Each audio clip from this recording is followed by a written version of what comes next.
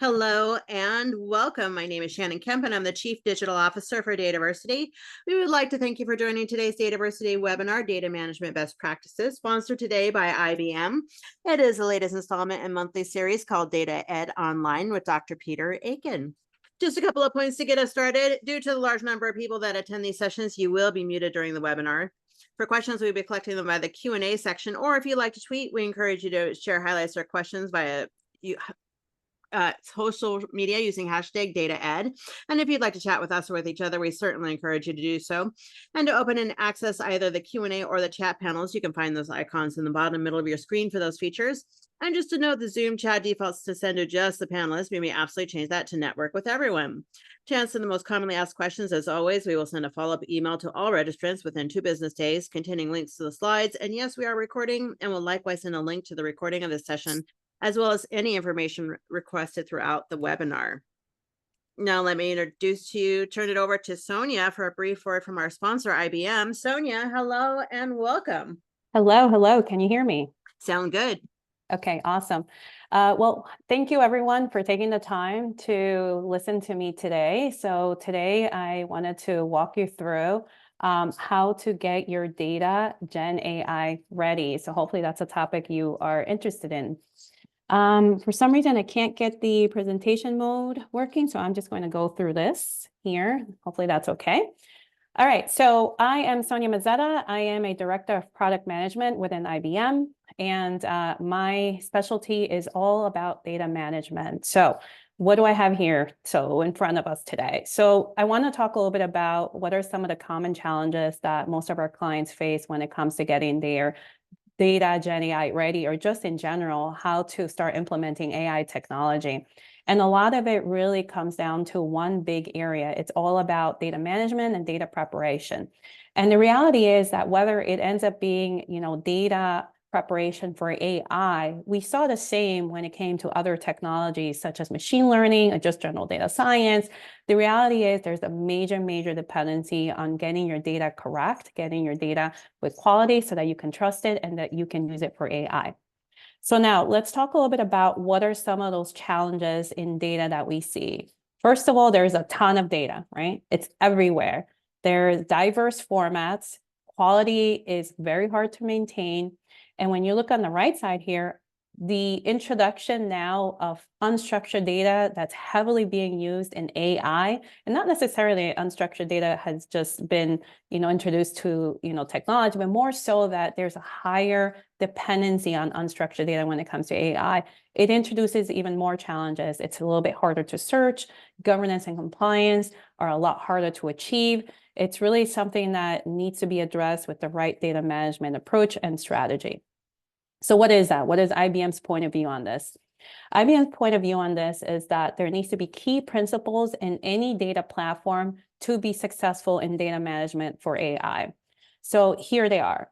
First is hybrid and multi-cloud. It should be able to be accessible and ran, whether it's on hybrid and multi-cloud. Data is really everywhere, whether it's on-prem, whether there is multiple clouds, you have to have that flexibility. Next, it has to be open by design. Open by design really is all about data interoperability. It is really all about making sure that your technology is not just future-proof, but that you can access your data easily with no vendor lock-in.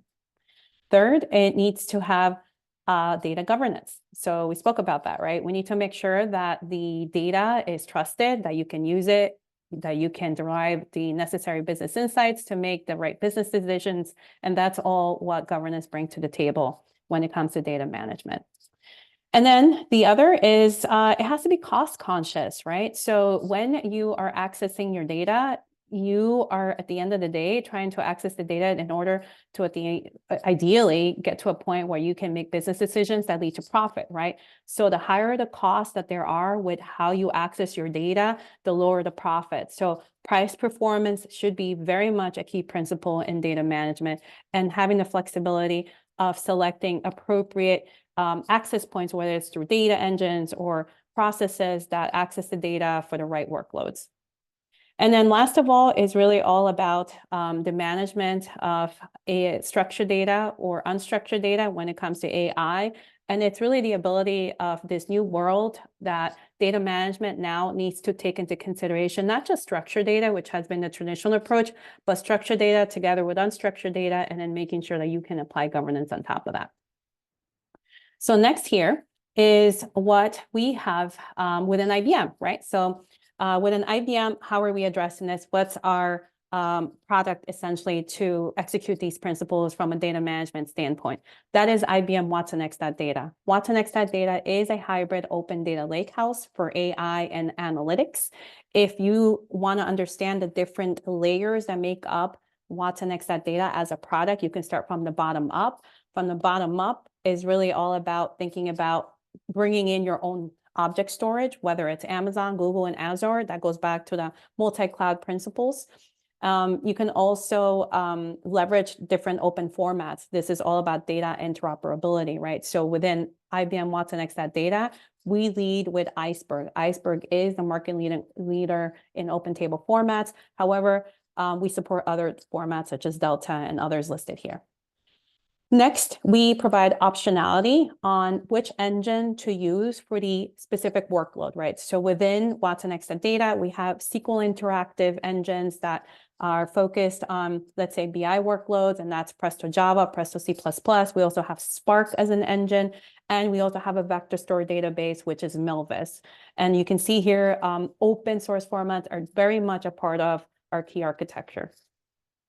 And next up, we have unified metadata and governance. So this is all about driving metadata management and governance, leveraging an approach such as Data Fabric. So within IBM, we have a data management platform that takes an approach by combining both a data lakehouse plus a data fabric approach to be able to execute and offer superior data management for AI.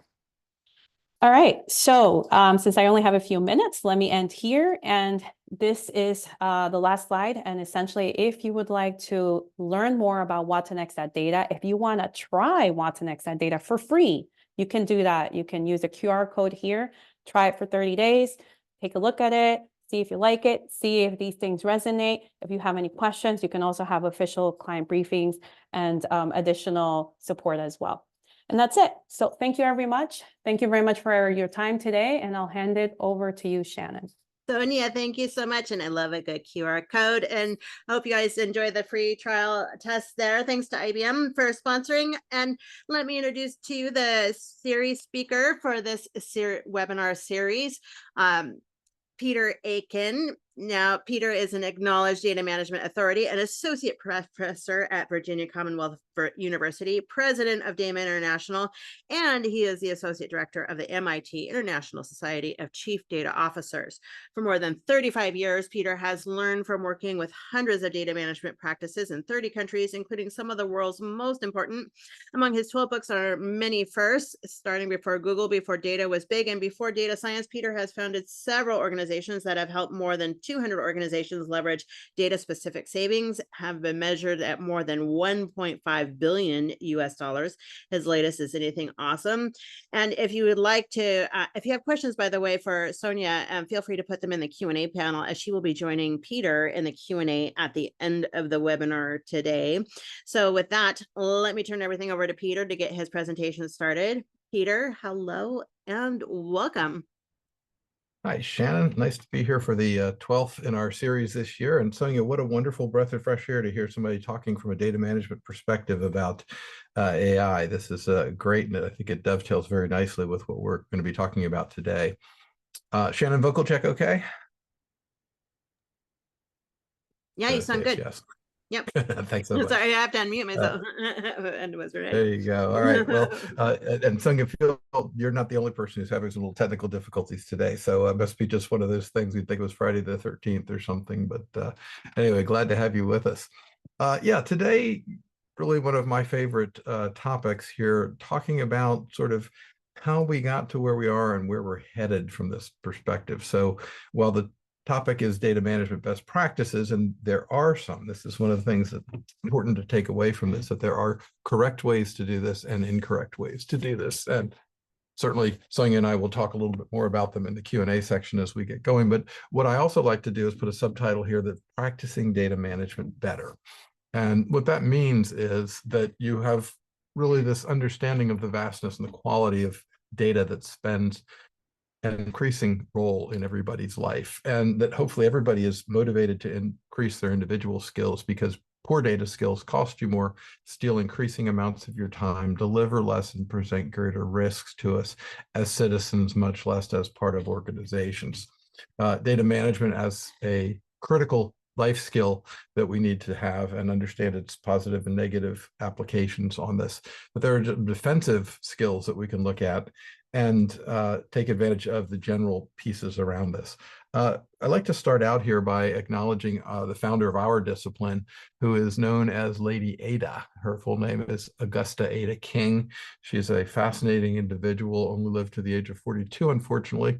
But she looked at this weaving loom that you see on the screen here and said, wow, I understand that when the weaving loom becomes industrial strength, and this is really the one she was looking at, the Jacquard machine that was created in 1804, this thing that's hanging vertically on this looks a little bit like perhaps a computer card to some of you with enough gray hair on this. And that is exactly what she saw. She said, when they create a machine that can properly do the interpretation of this beyond just patterns on a weaving loom, I will be able to make it do mathematics. And this is her first, the world's very first computer program, where she's solving Bernoulli equations using a not yet invented device called the computer. The other thing, though, that she doesn't get enough credit for, and quite frankly, Gartner stole this, is something called the hype cycle. And her quote here from her writings was, in considering any new subject, there is a frequently to first overrate what we find to be already interesting and remarkable, and then by a second nature to undervalue the true state.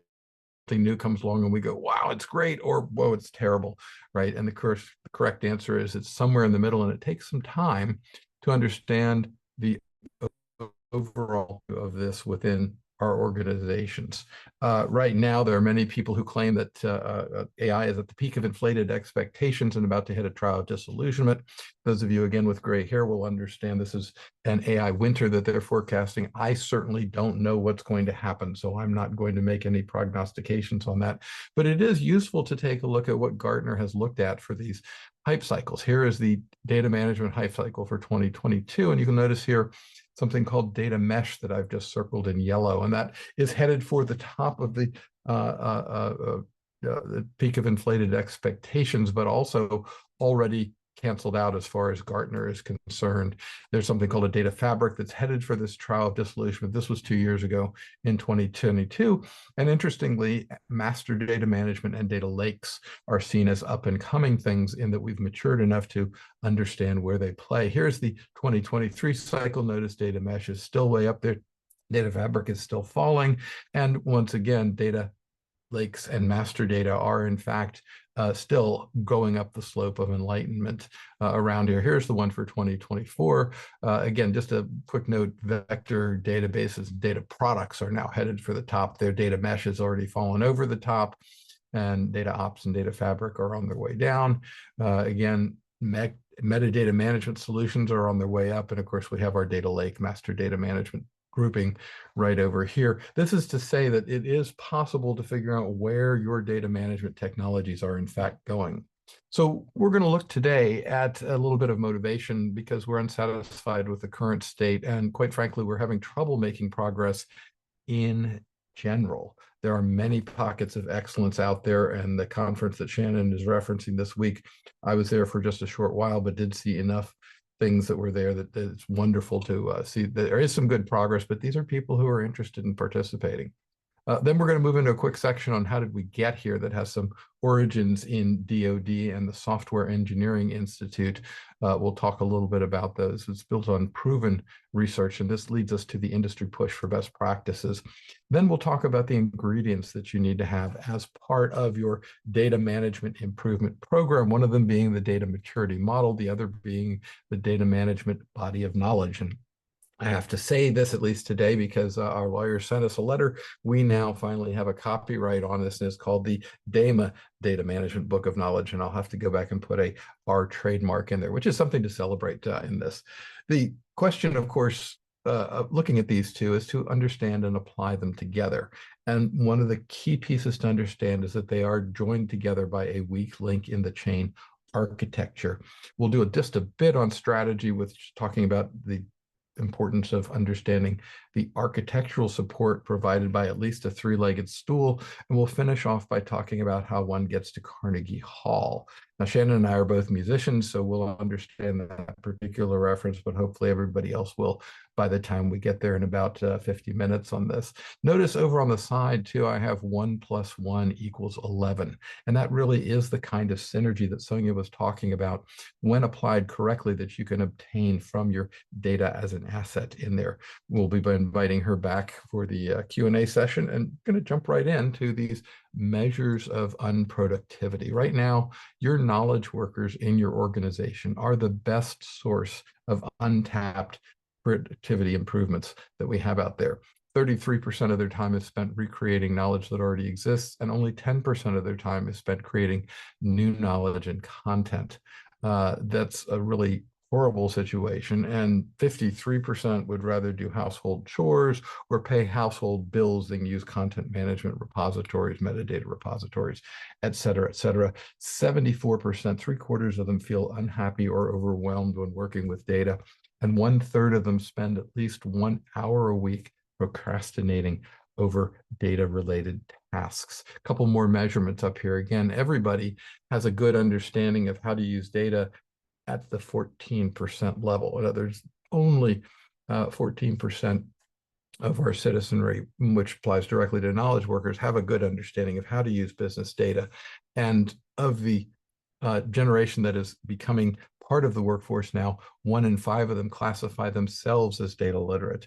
So future employees are underprepared for data-driven workforces, and this is something that we've got to fix. But more importantly, business decision makers have a whole series of oopsies here as well. 24% of them feel fully confident. Whoops, I'm so sorry. I'm going to go back. Make sure I give the point on that. There we go. Again, 24% of them feel fully confident in their ability to read, write, work with, and argue with data. That is the definition of data literacy that everybody has been using for a while. 1 in 3 are able to make measurable value from this. 27% say that their analytics products produce actionable insights, and 80% of them, when I'm sitting around a table with executives, I can look them straight in the face and say that 4 out of 5 of you would pay me under the table to make you more data literate. Why don't we bring all our cards up on the table and all do it together? One last set of measurements here, just real quickly, which is that too many organizations are simply trying to improve the quality of their data without improving their data processing ability on the part of their knowledge workers. Again, when asked to make decisions about data, even though we might have good quality data, 52% of them incorporate it into their decision making, and 48% of them defer to their gut. That is not a good number, of course. And it gets even worse when we go to the C-suite. 2/3 of them go to their gut. 1 in 3, in fact, incorporate data. These are numbers from the Data Literacy Project, which is a really wonderful set of very valid, scientifically correct and research that they've done here. 1 in 3 of these people say they will find an alternate method of completing the task without using the data. I don't know what that means, maybe a Ouija board or something. And 14% ignore the task entirely. And so we have questions that people ask. Why hasn't my data warehouse, lakehouse, why hasn't my technology, why haven't hiring a CDO, why hasn't purchasing Salesforce, why hasn't moving to a cloud improved my data capabilities? And just to put a little icing on the cake, the number 1 complaint that CEOs have from an expense perspective is, why are my cloud bills so enormous at this point? And I'm going to zero in on that for just a quick section, because of course I think everybody has had some experience in this area. When you put data in the cloud, I have 3 rules. It should be cleaner, it should be smaller, and it should be more shareable by definition. in there. What does that mean? Well, let's take a look. What happens in most cases here, and I'm using warehousing, but I'm going to switch the example in midstream to cloud because it is the same lesson. We take the data and we forklift the data into the cloud. The problem with forklifting is that there's no basis for decisions made, no inclusion of architectural engineering concepts, and no idea that these concepts are missing from the process, notwithstanding the fact that 80% of all organizational data is redundant, obsolete, or trivial, or rot. Now, the only argument I ever get with that is that it's more than that in our organization. So what should be happening here, of course, is that the move to the cloud or the data warehouse should be a transformational activity. And that transformation should result in data that is smaller in volume, that is cleaner, and that is more shareable in order to do that. And that's the same rule for cloud as well. But of course, if you don't do that, you'll end up paying a lot of money and your CEO will yell at you for what's going on. This also gives us an opportunity for branding data so that you can say that data in the cloud is of known quality, perhaps, and the data that's not in the cloud is not, because it's not easy to visualize the cost of data debt. It slows progress, it decreases quality, it increases the costs that are there, and of course presents greater risks to the organization. The next book that I'm going to put out, number 14, will be in fact called Managing Data Debt, with my friend and colleague John Ladley on this. So success requires a three-legged stool of people, process, and technology in order to do this. And yet we're not learning this lesson. When we look at what's going on, once again, a wonderful series of surveys from a fellow named Randy Bean and Tom Davenport. Here's the URL here for you to go off and look at this yourself. They've done a great job over the years. And in 2023, we had a very interesting set. This was the first time any of these measures in 7 years had shown over 50%. So in 2023, 60% said they were driving innovation with data, 41% competing on data and analytics, managing data as a creative business asset. 1 in 4 organizations were creating a data-driven organization, and 1 in 5 were forging a data-driven culture. These were the 2023 numbers. The 2024 numbers are much better, interestingly. Now, remember, these are all self-reported, so I am quite frankly skeptical that we have made, in fact, this much improvement within a single year's time, but nevertheless, self-reporting does give us some numbers, and you can see still the majority of companies are having trouble with it. But the most important numbers that have come from their surveys repeatedly over the years are these.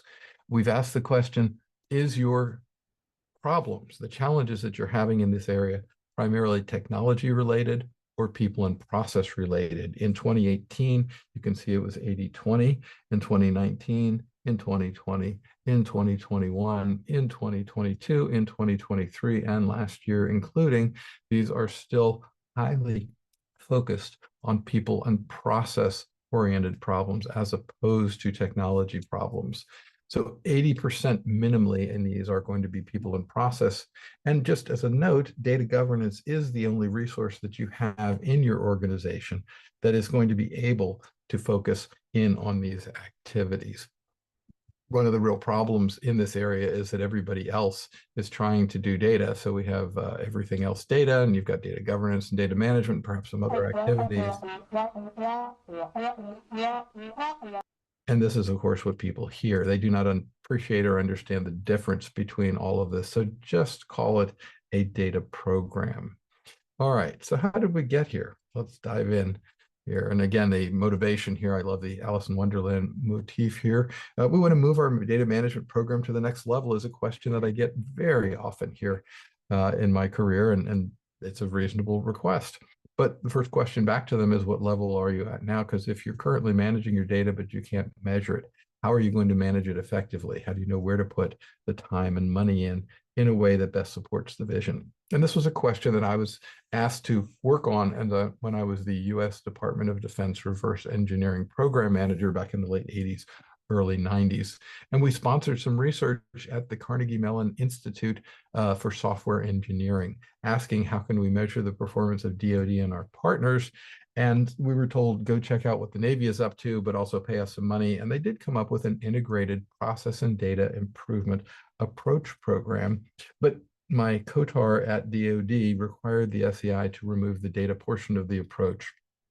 It was given to me later on because nobody else seemed to want it, and I was able to grow it into the CMMI, DMBoK, et cetera, et cetera. The publication that was resulting from this was a internal research and development project at the MITRE Corporation by our departed friend Bert Parker here, as well as a couple of other good colleagues that we worked on. And we discovered that there were some key areas that we could measure in data management that gave us a approach and a normative model for data management so that we understood the scope of what was required in there and could organize the key practices. That area was picked up on by a woman named Melanie Mecca, who is living down in Florida and still with us, working with a company called DataWise. I encourage you to reach out to her and tell her you heard about her. But she is the former director of the CMMI, and quite frankly, they really never understood the data part of it. They've mainly focused the CMMI on the software aspects of what's been going on there. But Melanie is a great friend and deserves a lot of credit for putting together the final version of this, which was the data management maturity model released back almost 10 years ago at this point. Lots of good work that went into it. The structures gave us specific practice statements and more than 600 work products that are in there. The document is still out there. You can get a hold of it. Again, each structure area was divided up into a purpose, notes, goals of the process area, core questions around it, functional practices, example work products. Again, just a wonderful piece of work emphasizing what you and your organization are actually doing, behavioral type activities, activities that produce work products, and coming up with a practical focus that allow people to check on this. When you go back and look over time, the CMMI has a better result than ITEL, RUP, COVID, and PMI. All of these others produce less good results, with percentage of projects on budget being higher with CMMI and higher for projects on time. Again, these other approaches are good, but these are much better. When I'm asked about measuring organizations, assessing them, and things like that, I refer them to a quote in our data literacy book that Todd and I wrote. While all improvement programs begin with an obligatory assessment phase, CMMI and DMM are the only proven frameworks that have added literally decades of measurement and practice to these things, and using others results in potentially using unproven methods and certainly not the ability to compare and contrast across different things. I got shown at one point in time, somebody brought me in and said, hey, company X has used the data management maturity process. I said, there is no data management maturity process, but sure enough, this consultant had written DAMA all over things in hopes that it would sell people to do this. Now, I flipped from 2014 to 2019, where interestingly enough, the government passed something called the FEPA Act. It's the Foundations for Evidence-Based Policymaking. It's a really good piece of legislation, requires the use of open models and open data in policy evaluations. That means if the education department said at some point in time that they would like to change school type from school type X to school type Y, they have to tell us in advance what model they're going to use to evaluate it and what open data sets that they're going to do so. And failure to do so results in penalties that are higher than HIPAA around this. So it's a very interesting and toothy kind of place. By the way, did you all read that? I just ran it by very quickly in there. It also mandates that all federal data is open by default. So organizations now have to protect by exception rather than by default, and that non-political CDOs are required in each federal agency, mandating in this case the use of best practices, a glossary, a dictionary, term bank of some sort, and a professional class of data management people. And as I said before, the penalties are higher than HIPAA. I don't think anybody's been prosecuted just yet, but it is necessary to understand that if 1/3 of our economy is controlled by the federal government does this, it's probably a good idea for the private sector to adopt it as well. In addition, in parallel, in everything that we've talked about so far, we used to look at books such as this one, which was a very difficult to find academic text, the Handbook on Data Management and Information Systems. Again, wonderful book. We evolved it into the DMBoK, the Data Management Body of Knowledge in here, and now we've replaced that with the version R. That's version 2. If you're hearing about it for the first time, shame on us for not telling you about it earlier, but it is important to understand that these two pieces, the data management maturity model and the DMBoK, covering these 11 practice areas, really do make up the best practices that we're talking about when one is doing data management.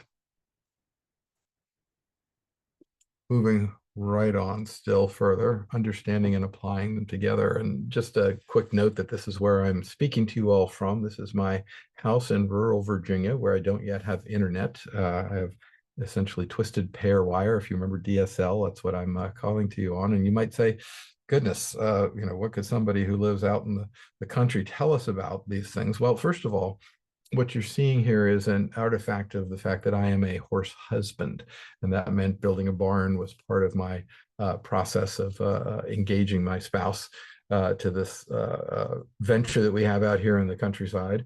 And the barn required a loan from the bank, and the bank gave us exactly this much money to build. In other words, I could build the foundation, and they said, before you do anything else, you will get a foundation inspection, because if you don't get the foundation inspection, you're not getting the next tranche of money. I hope you agree that this makes good business sense. Building a good quality barn on top of a poor foundation means that 10 years later in 2024, the barn might not be in as good a shape as it is in. We've been through hurricanes and tornadoes and everything since out there, and there is no IT equivalent of this, unfortunately. That means that we have many, many organizations that are trying to build things on top of poor foundations. And so you gave a good example of that, talking about AI. Once again, if you see me driving around Washington or Richmond, you'll see my car is red and it has the license plate GIGO, standing for garbage in, garbage out. Now, I'm going to move from there to Maslow's hierarchy of needs. Why, you might ask? Well, first of all, let's explain it to those of you that don't remember it from high school, although I do find that most of you do.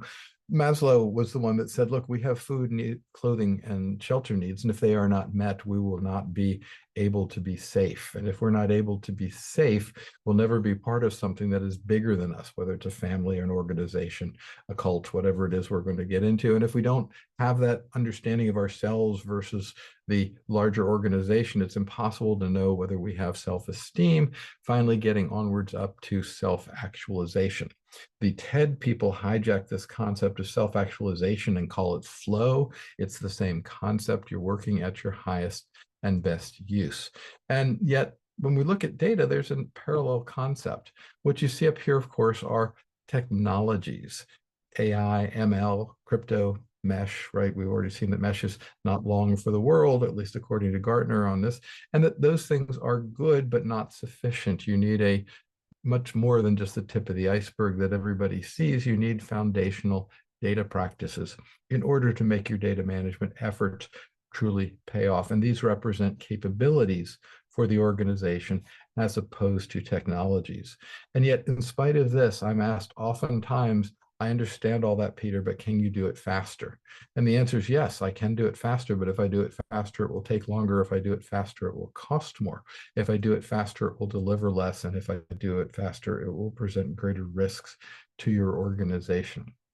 So we've talked about these 5 areas. If you watch carefully, they will dance across your screen up into these 5 blobs. This is back to the DMM that we have on here. And all of these are part of doing data management well. Again, we have to manage the data coherently. We have to manage the assets professionally. We have a data management lifecycle that we need to understand. We have understanding of the need to figure out what is fit for purpose. I had somebody ask me in my session yesterday at the conference, when is data quality done? And the answer is, of course, probably never, but you can certainly accomplish a lot by putting in a concentrated effort. But on the other hand, you're going to need to associate in your management's understanding that this need for data management, including data quality, is going to continue in your organization as long as you need an HR department. And at the time you don't need an HR department, then you can also get rid of your data management activities. The last one of these is you need to have all of this done, of course, with the right data architecture implementation in order to do this. All of these can be practiced with different supporting levels, supporting processes. But what we really want to do is look at the formulation that came out of the Software Engineering Institute, the Data Management Maturity Model. And that is key, as I mentioned before, to understand that this is having to do with the weakest link in the chain. A chain can only be as strong as the weakest link in it, particularly if you are hanging something from the chain. There was a very sad engineering failure for a Hyatt in Kansas City many years ago, where the engineers had forgotten this particular rule and people died. I think it was dozens of people were killed as a result of this. Now, the point here is you have to first understand the actual structure of this. So every practice in the world gets a 1 point for having a pulse. It's kind of a low standard, but nevertheless, that is what we give it when we're evaluating data management maturity.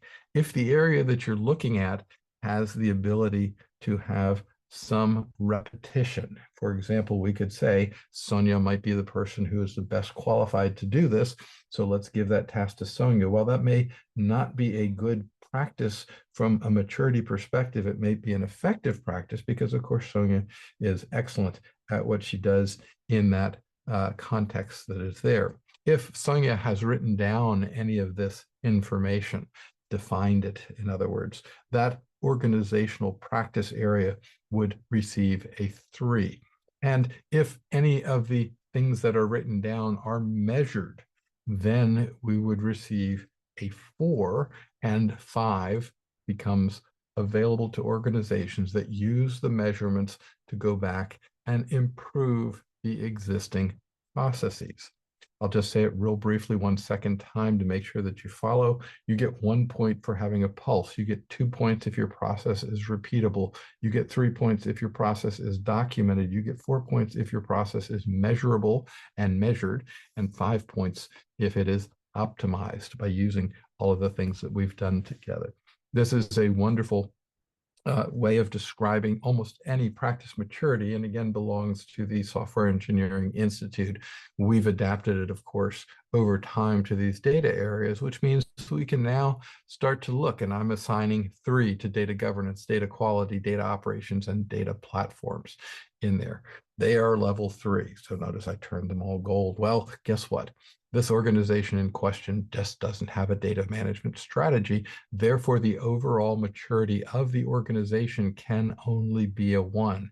It's not an average of 4 3s and a 1. It is a 1. It is the weakest link in the chain that gives us the ability to do this. Now I've given you the assessment components, the data management practice areas, and the capability maturity model levels that show up in here in order to do this. And from that kind of a process, we can measure what's going on within more detail at our programs. These are just some samples from the DMBoK. We can also look at what our organization's scoring in general. And I'll show you some very specific examples here, but we can now start to say the insurance industry, for example, may be more mature than the manufacturing industry. I'm making those up. That is not a valid research piece. The assessments, however, are generally not worth a lot of money to discover. You're at the beginning of your journey, but you can use them to uncover pockets of unknown excellence, previously unknown excellence in there. And that the first plan should be to examine the feasibility of expanding these to other parts of the organization. When we look at this from these perspectives, we can now see that we can do the industry-focused results that I was telling you before. And this is actual results from a survey that we, from the results that we collected early on in here through a series of surveys in here. And again, this was insurance areas, and the insurance industry at the time did not score very highly in this area. So that shows that most of the insurance industries were between a 1 and a 2 on this. This was the average of the averages. Remember, your actual score can only be a whole number, a whole integer in order to come up with these things. We can also use this to look at a very specific opportunity within an area. This is a airline, in fact, if I recall. Yes, an airline that we were comparing in here. And we did the first set of comparisons in here, 1, 2 2s, and 1. And management is, sort of confused as to why they would even spend any money to understand this until I showed them that their industry competition was far outperforming them. And in this case, they got down very quickly and said there are clearly some areas of all opportunity that we can look at and specific challenges that we have to do. Remember, we have to get all three, the data management program, the organizational integration, the data support operations, up to a level 2 before the organization as a whole can perform at level 2. One final quick example here. This is one that we did and published from the World Bank, which was very nice results in here.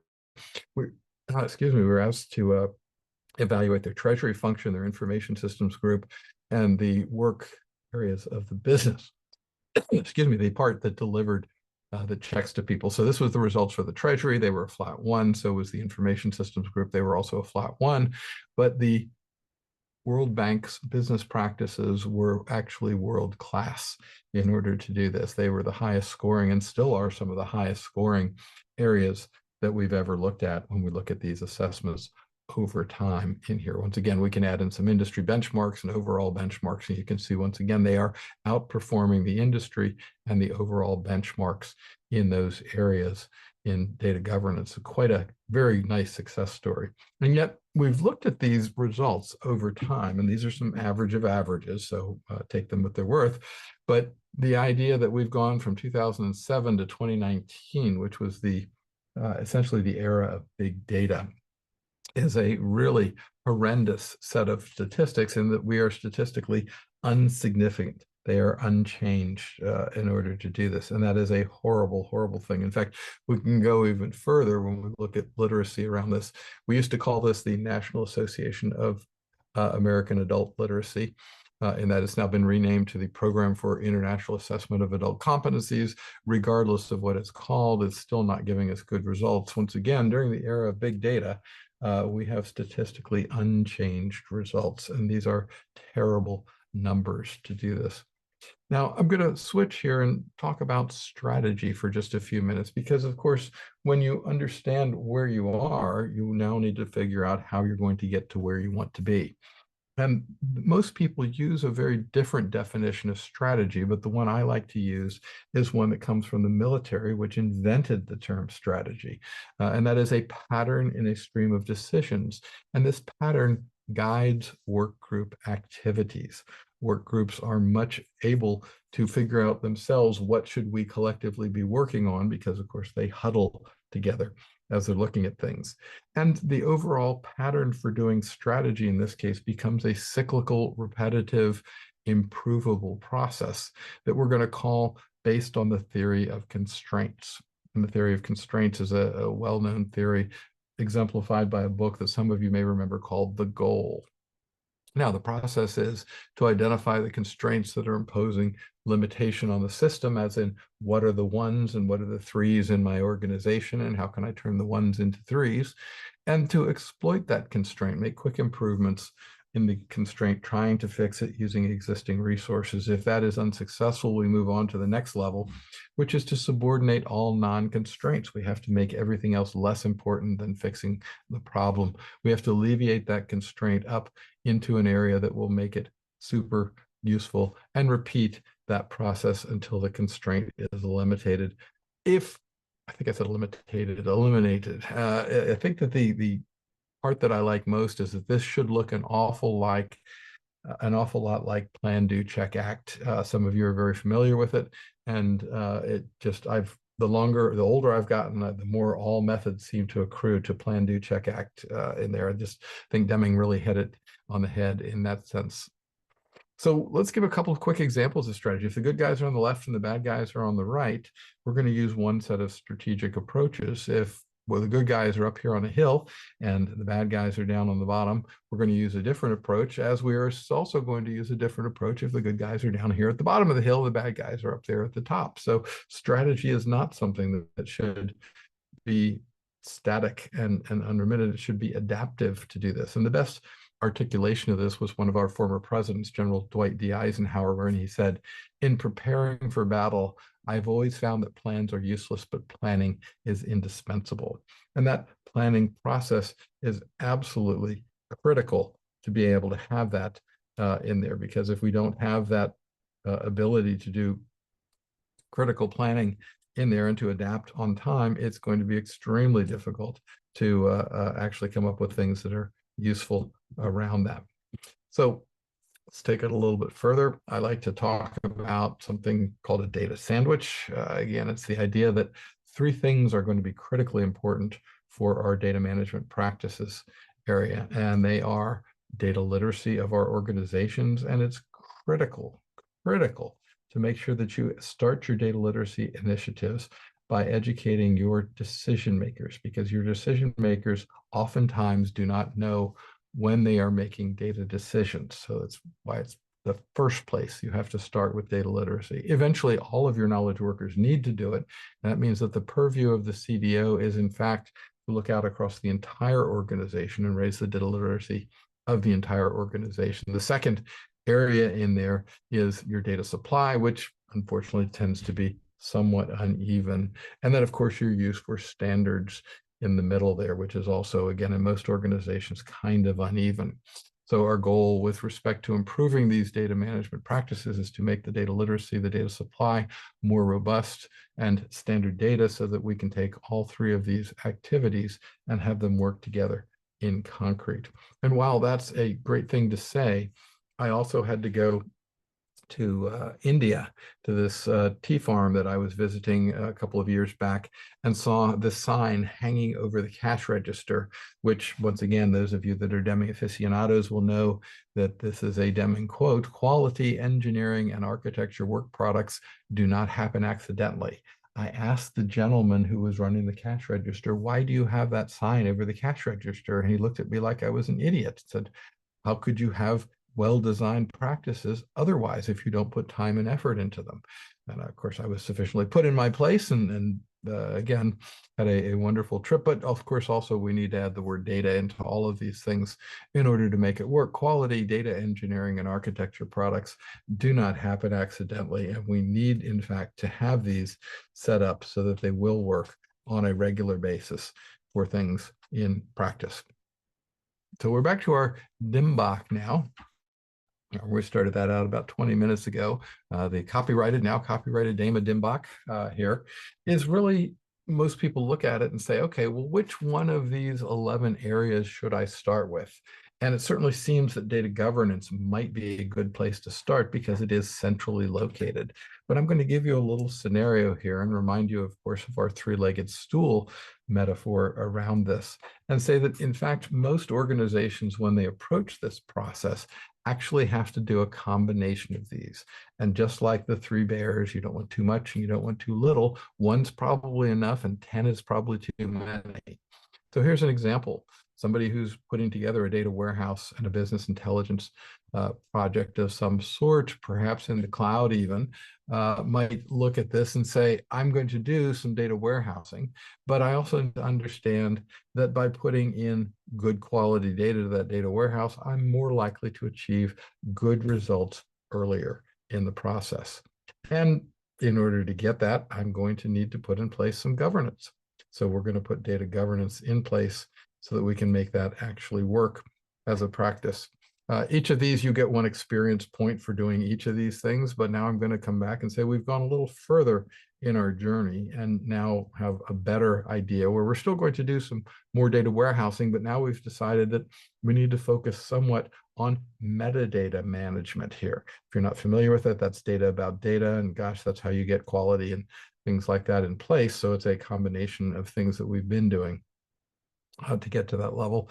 We've gotten 2 experience points in some of those areas and 1 in metadata management. Now we're going to go our 3rd iteration on this, where we've now got 3 experience points in data warehouse and data governance, but now we've discovered that metadata management is in fact the best place to put and finish off our project with. So the combination of the 2 of these is making sure that you are at a certain level of maturity in those 4 areas that I've described earlier on, and can now describe this, sorry, I said 4, it's 5 actually, in order to describe this. Quality, metadata management, and reference need to be at a good level, and data warehousing have to be a little bit better, as well as you've learned some things around data governance.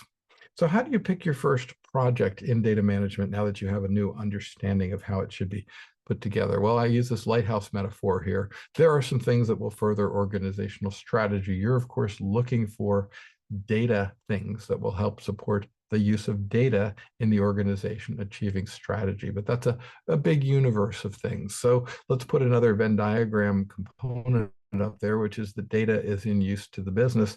And some of that data may not be in as good a quality as you'd like it to be, data that is not yet fit for purpose. This is a good overlap, and the overlap between the two provides us a good focus. But let's add one more piece to that, which is that your organization may be practicing certain data management skills. And the intersection of all 3 of those is really the sweet spot for where you should start out in those project areas. They're relatively easy to identify when you use all 3 of these criteria, and the organization can in fact benefit around that particular process. Now, the next question, and it's almost our final one, is how does one in fact get to Carnegie Hall? I mentioned before, Shannon and I are both musicians. Neither of us, of course, have played Carnegie Hall, but I've at least been a number of times, and we can ask Shannon later on if she's ever been. I'd be really surprised if she hadn't in order to do that. But of course, the famous joke is, how does one get to Carnegie Hall? And the answer is, of course, practice, practice, practice. And that's what data management is largely about. You have to have good music. Okay, so the thing that you're trying to do in there, and just a quick side note on all this, but the Bee Gees song "Stayin' Alive" was the song I hated more than any other song in 1977, the year I graduated from high school, because disco had replaced my beloved rock and roll, and we didn't have a band for our prom. We had a DJ that was there. Being a musician, I wanted the live music. But once again, having a good song isn't the only thing that happens. And one of my wonderful surprises as I've gotten older here was to discover that "Stayin' Alive" is actually quite a good song. In fact, if you look on YouTube, you will find that Bruce Springsteen and the E Street Band decided to play that song for the Australians when they went on their last Australian tour most recently. It's a wonderful, wonderful piece of music in there, and I will always be reminded of the fact that disco is a style of music, and that therefore the song is not necessarily bad just because it's played in a disco style. In fact, my beloved Grateful Dead played a lot of disco songs for a while too, and had a little bit of fun with that all the way around.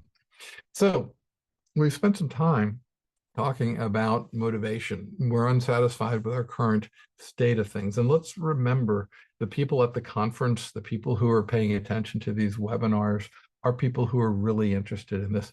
Most of the rest of the world has not gotten the joke yet. And so we have an awful lot of more work that we need to do in order to get people on board. This is the mission of DAMA International, and has been my personal motivation for quests all the way around here.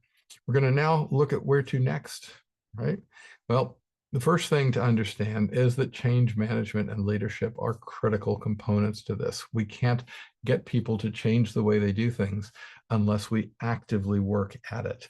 There's a key to understanding how to do change management that I was taught a while back. Now, remember, this is a little metaphor that we're going to have to teach our young people what it was a physical key, because of course they're going to be used to electronic locks at this point. And how does one unlock the key? Well, the key here is to understand that only when all 5 of these things line up at once will it in fact work. When I visit an organization, I will often see vision, skills, incentive, and an action plan, and I'll see frustration. And the reason I'll see frustration is because the group has not the right level of resources. Similarly, when I visit groups, I will often see vision, incentive, resources, and an action plan, and I'll see anxiety because they don't have the skills. A wonderful diagnostic tool. I wish I could claim I had invented it, but it belongs to a woman named Mary Lippert, who created it in the late 80s. Again, if I see skills, incentive, resources, and an action plan, I will see confusion because there is no vision. If I see vision, skills, resources, and an action plan, but no incentive, I will see gradual change. And if I see vision, skills, incentive, resources, but no action plan, I'll see false starts. Only when all 5 of these things are in place does the organization actually get change. And culture is the biggest impediment to shifting our thinking about data. There's just much that we need to do in order to get this. I have a case study that's out there. It doesn't require any download. Sorry, you have to download it. It doesn't require any registration to download if you want to read more around that particular piece. So from a data perspective, I like to think of 4 basic data truths that we need to have. And that is that data volume is still increasing faster than we are able to process it.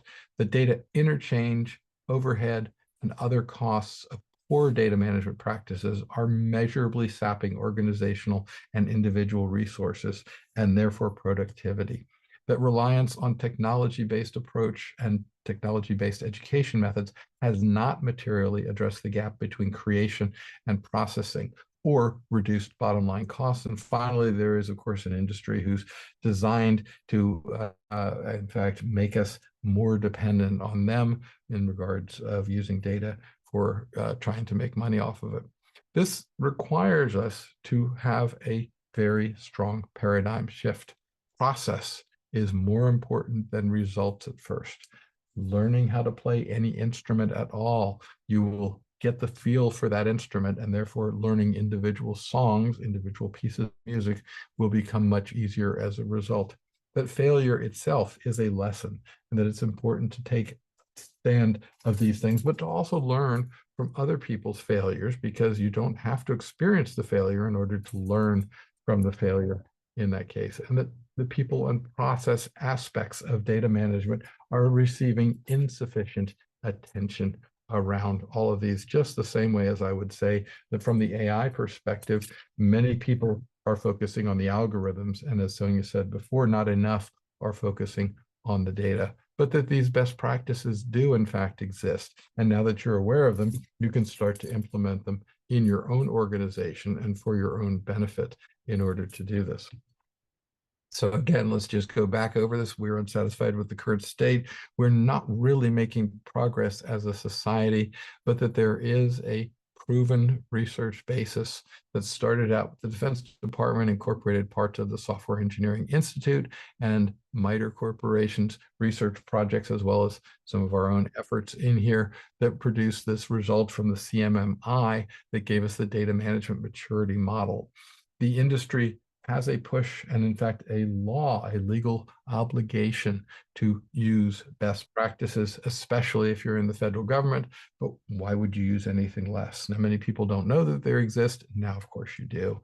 That the ingredients for this are the data management maturity model with its step function for increasing and improving data around here, and that only by understanding them and the now copyrighted, literally just happened today, now copyrighted data management body of knowledge and applying them together, you'll be able to understand this weakest link in the chain architecture that points to where you need to fix things and put on, and that use strategy to guide that process to figure out exactly what you should do, because it is a 3-legged stool. We can't do things without people, process, and technologies.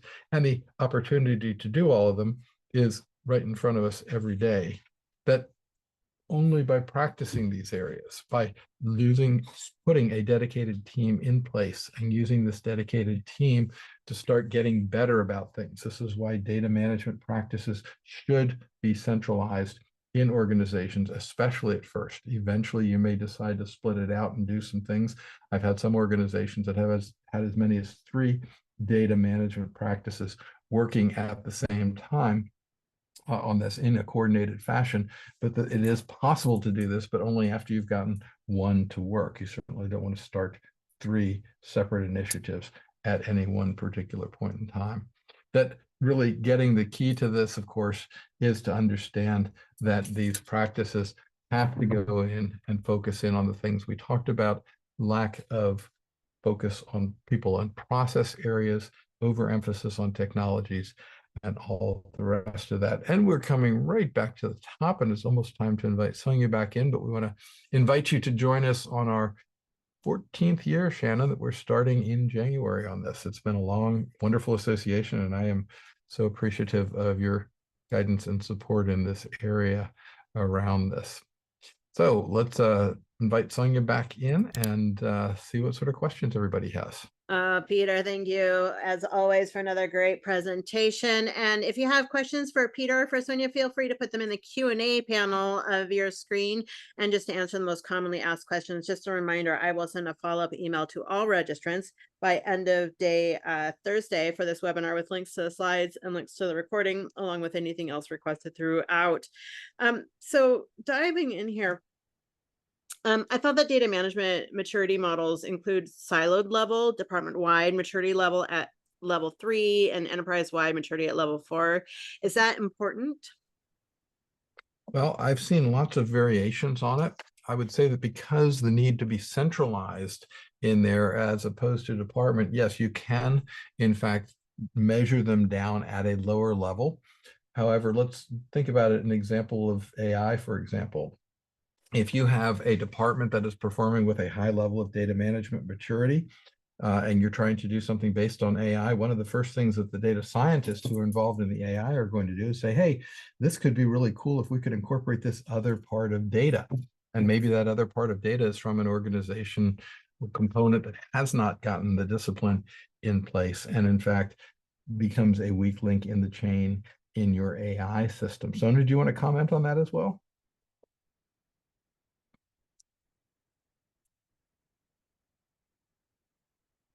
Oh, did we lose her mic, Shannon?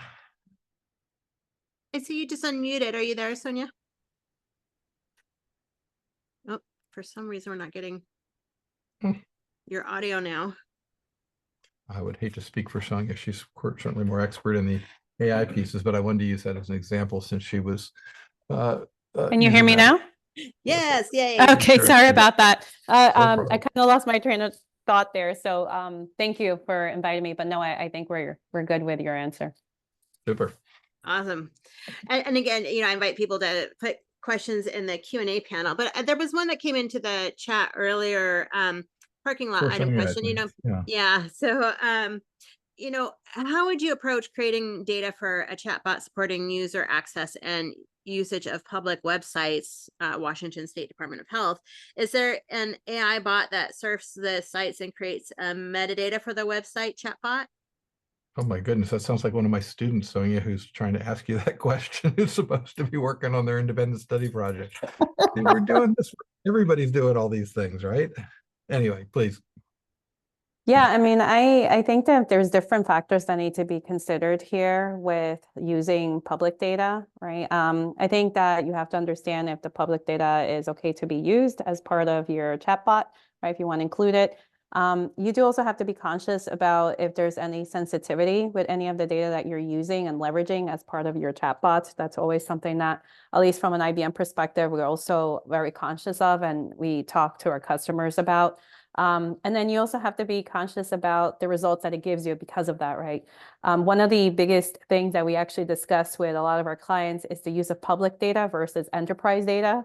So I am kind of spinning it back to the business side of things, but majority of models and in AI, most of it is leveraging public data.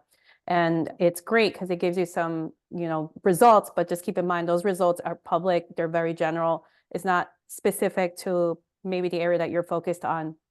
And one of the things that we always recommend is that, at least with the clients that we're working with, is that we could try to help some of our clients focus on leveraging some of their own data, right? So that the results are more custom and very specific to what they care about. So you do have to keep all these factors in mind when you're doing such a thing. And Sonia, let me push a little further onto this. The chatbots tend to be public facing. So does that have an additional urgency that's not clearly an internal product, but the customers are going to be looking at this and getting the results?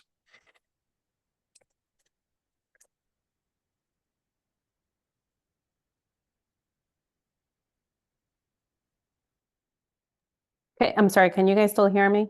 We can now. Sure can. Yeah. Okay, sorry about that. I'm not sure what's going on with my audio today. I'm sorry, can you repeat that again? Sure. The chatbots tend to be publicly facing, and are there additional considerations? I think that may be one of the parts of the question that the questioner was sort of easing towards. It's one thing to set up something that you're going to internally use and Right. be useful for all sorts of things, but that better still, if we've got this thing facing externally, do you think there's additional considerations that need to have that sort of an approach? Yeah, I mean, you have to definitely still think about that, right? Like you want to make sure that there's some guardrails around the data, even if it is going to be used externally, because there might be, it depends what data you're using, right? And there might be some information in there that you just don't want to put out there, or maybe it's not appropriate, right? Even if it is external, you do still have to be conscious of that, and having the right guardrails in place for the data that you're using for your chatbots is definitely a critical step in this process. Super. I have seen both good and bad versions of chatbots out there, and one of the ones that I thought was really good was MailChimp. I don't necessarily have a sweetheart in my sweet spot in my heart for Intuit since they bought MailChimp, but before they bought them, I was able to do quite a bit of really good work diagnosing things. Also, Amazon, if you go to their returns page, has done quite a bit of really pretty good AI-based work around their chatbot and having customer service pieces that are there. So if you want to see a good example of those would be two I'd recommend. But I think the real question was, as a component of using this, how is data management related to the development of these chatbots? And of course, one of the things we talk about is the RAG approach, which is going in and grabbing and essentially training these things in there. Is there an aspect of that also you think is worth highlighting here?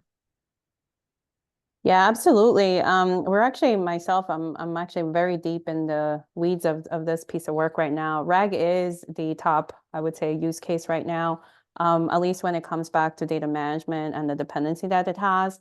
It also introduces different technologies. Primarily, one of the ones that we've been working with our clients on is the vector database, which you had it on your hype cycle, right? So I think that's one example, right, where we're seeing a lot of clients really very interested in leveraging. You can use like diverse and different types of databases to help you with this that have vector technologies. But in our case, for example, we have been looking into leveraging specifically a vector database because of performance and also because of the different functionalities that it gives you. And one of the key aspects that you do still need to think about that a lot of folks forget about is that even though you're doing RAG and you're taking data, unstructured data, you're embedding it, and then you're storing it into this kind of embedding models into a vector database, you still have to think about the fact that access control is very key. Because if you are just storing it there and you're making it available to everyone and not really thinking about who has access to it, you might create some risk. So I think that's one best practice that I would say that you have to consider is access control, and authorization is still very much a key piece of any RAG use case, and when you're thinking about data management and its dependency on it. Super. Thanks for diving into that a little bit. Next question, Shannon. Yeah, I love all these questions, so feel free to keep them coming in the Q&A panel there. Do any of the maturity models include a measure of culture, and how can we measure culture? Excellent question. I certainly have experienced good culture and culture that has not been supportive of organizations, but I am not aware of anybody that has a measure of culture. Perhaps somebody in our audience can volunteer to look at that or point us in a direction where we can learn something new about it.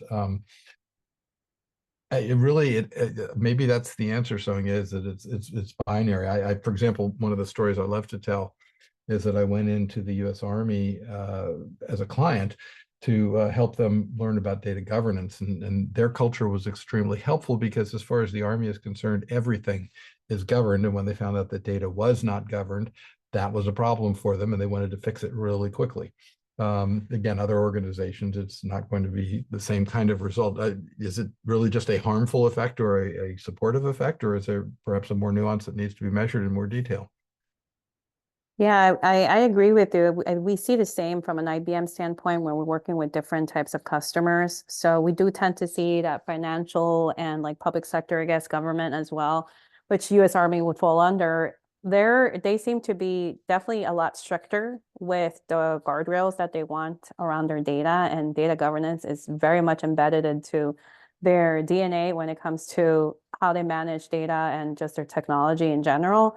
But because of that, the expectations and the criteria of what data needs to go through in order to provide the right level of access, the standards are a lot higher.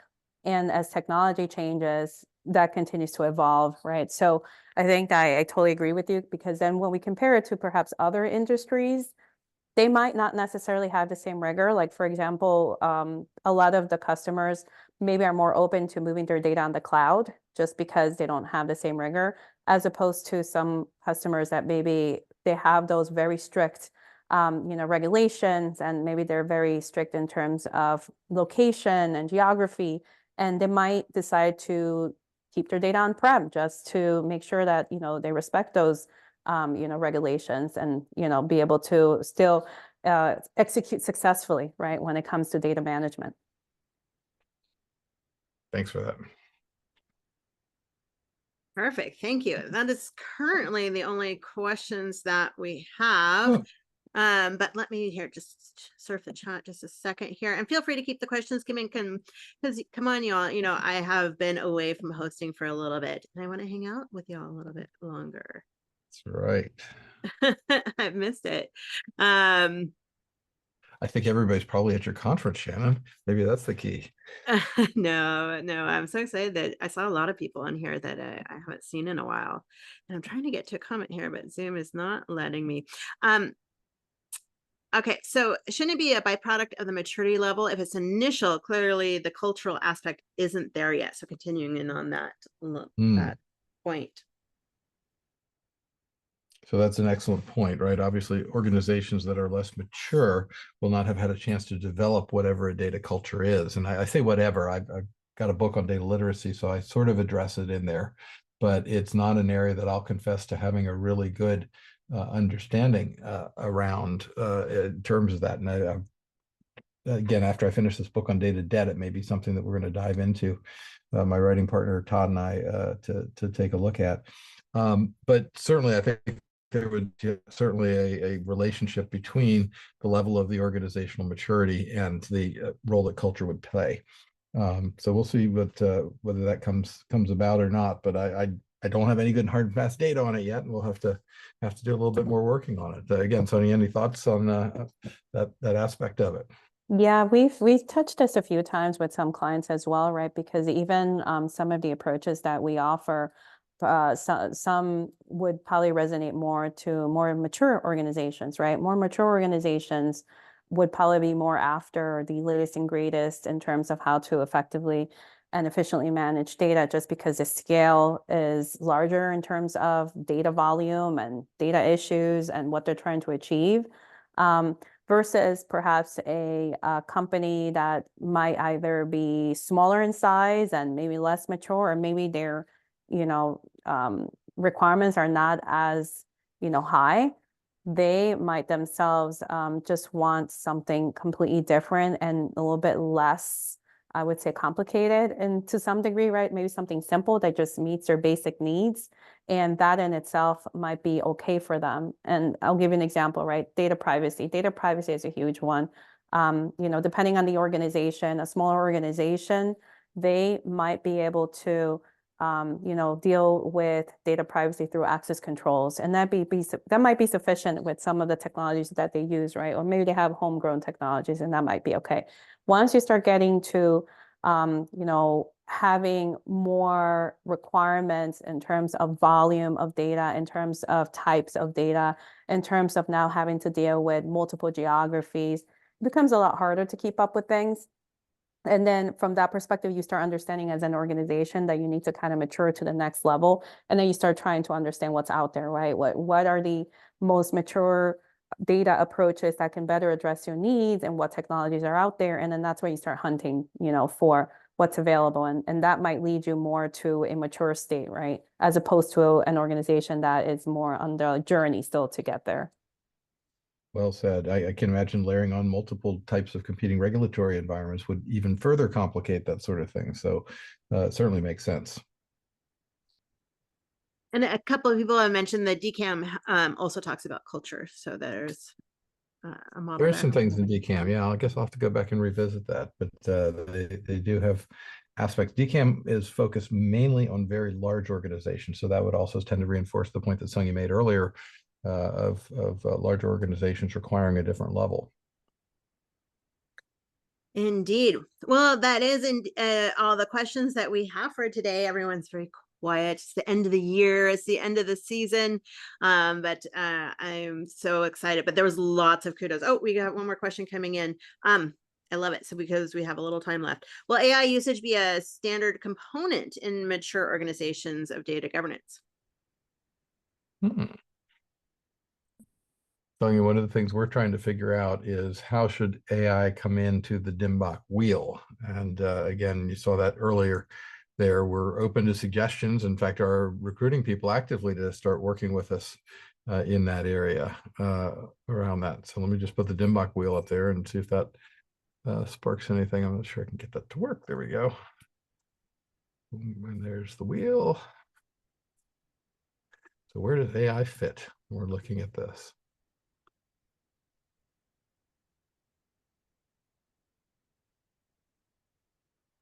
By the way, the biggest question that we're getting at DAMA in general is, I want a wedge to do this, and I want a wedge to do that. And we're already up to about 85 wedges if we acceded to all the requests. So we're going to have some real good work to try and figure out where that actually goes. But Ed, what do you think, Sonia? Where would we put AI? Would it be a part of data management, or is data management simply a feeder into it and AI should be separate? I see it kind of both ways. This is also another topic that we talk a lot about within IBM. We see it as two dimensions. We see where I spoke more about today about data management for AI, right? How to get your data ready for AI. And a lot of that really revolves around making sure that you have your data with high quality, trusted, right? That you can access it easily, that from a price standpoint, it doesn't cost, an extremely large amount of money to access, right? Because then it minimizes your profit. But if you think about it, right, then there's the other way around. It's how can you accelerate specific things that depend on your data having high quality. For example, data governance. Data governance in the central wheel here, there's many different facets of it. If you leverage AI technology to accelerate how data governance is achieved, then that also is a role, right? So it's kind of data management for AI, but then there's AI for data management or data governance. One area that we have used it specifically in, we call it semantic search. And what that does is it uses AI models behind the scenes to essentially enable suggestions to specific users that are trying to create business context around data. It's really just all about how do we make it very easy for consumers to find data, and what's the right business context that you can associate to that data. But it's just, we're talking about so much data that you just can't do this one for one, right? This is where you use AI technology to automate it. You use it so that it's intelligent enough to give you the correct business context and then be able to make those associations. And that in itself helps you just with data discovery, right? And assigning business metadata to technical data. I always learn something from these as well, Sonia. Thank you for that. It's great thoughts. No problem. So pop them forward. Perfect. Oh, so that is bringing us to the end here. Again, thank you both so much. Thanks to IBM for sponsoring today's webinar. Sonia, it has been such a pleasure to have you joining us today.